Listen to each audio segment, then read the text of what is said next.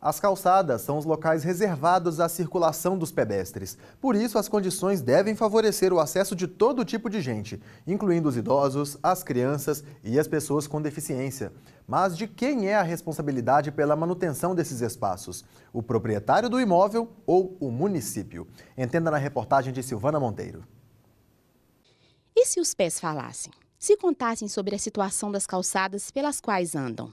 Falariam sobre buracos, declives, ausência de rampas, sobre postes, lixeiras e pedras no meio do caminho, troncos ressequidos e até lodo.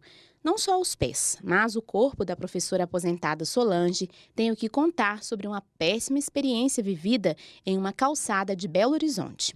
Era um pedacinho do tronco da árvore que a pessoa cortou e deixou aqui lá. E quando eu tropecei naquilo, eu fui de frente assim, foi prensada lá na parede, né? E aí eu senti muita dor por dentro, assim, no peito, mas senti uma dor que parecia que estava partindo. O óculos pegou aqui, prensou aqui, machucou aqui. Esse dente aqui da frente, ele ficou dolorido, porque a pancada foi tão forte que ficou dolorido, né? Foram meses de dor nos quais a professora teve de interromper as atividades esportivas que praticava. Eu ia para a dança 2 vezes por semana, na segunda e na sexta. E a hidroginástica, depois aí com a queda eu parei com a hidroginástica um tempo e também não voltei mais na hidro. Tinha que ter uma posição para deitar, uma posição para levantar. Foi um tombo bravo, viu? A professora aposentada passou os dias posteriores ao tombo à base de remédios para dor e anti-inflamatórios. O responsável por deixar o tronco de árvore sobressaltado na superfície, sem sinalização, provavelmente não soube dos momentos difíceis vividos pela dona Solange, nem que descumpriu uma obrigação legal.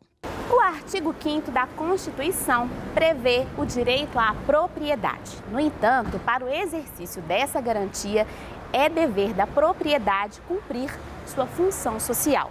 E uma dessas funções é a acessibilidade de quem transita no entorno dela, contribuindo assim com o direito de ir e vir de todo cidadão.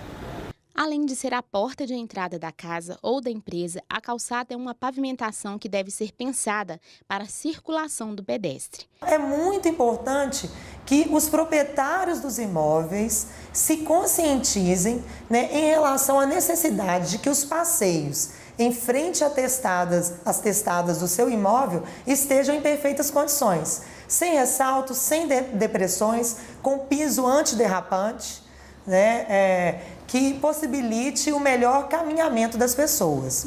Se, por um lado, o proprietário do imóvel é responsável pela manutenção da calçada, por outro, a prefeitura tem o dever de fiscalizar o cumprimento dessa regra.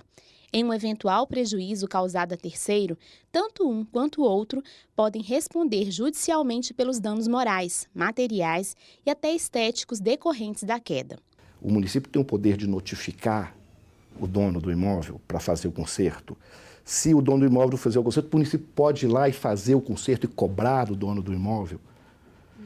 Então, a gente teria uma responsabilidade aí já de 2 pessoas, né? Uma pessoa natural ou jurídica, depende de quem for o dono do imóvel, e uma pessoa de direito público, que seria a municipalidade.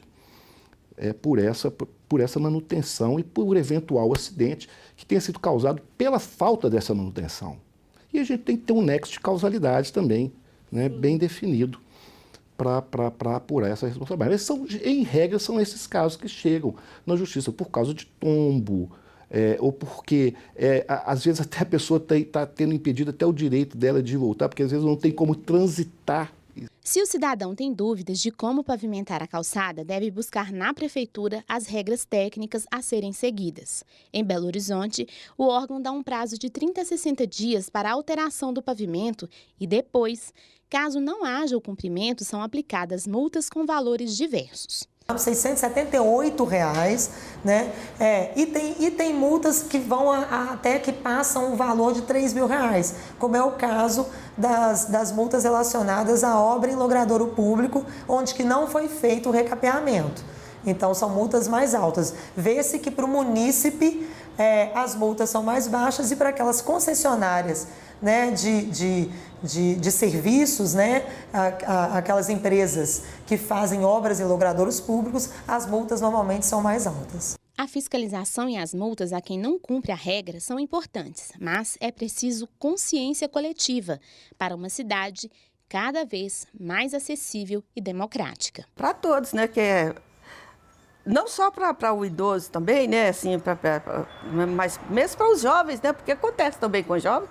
É bom alertar para esse assunto, que ali não vão transitar no passeio dela só atletas, só pessoas com acuidade visual. Não, vai transitar pessoas, às vezes, com deficiência, com limitações, e ela tem que ter essa sensibilidade.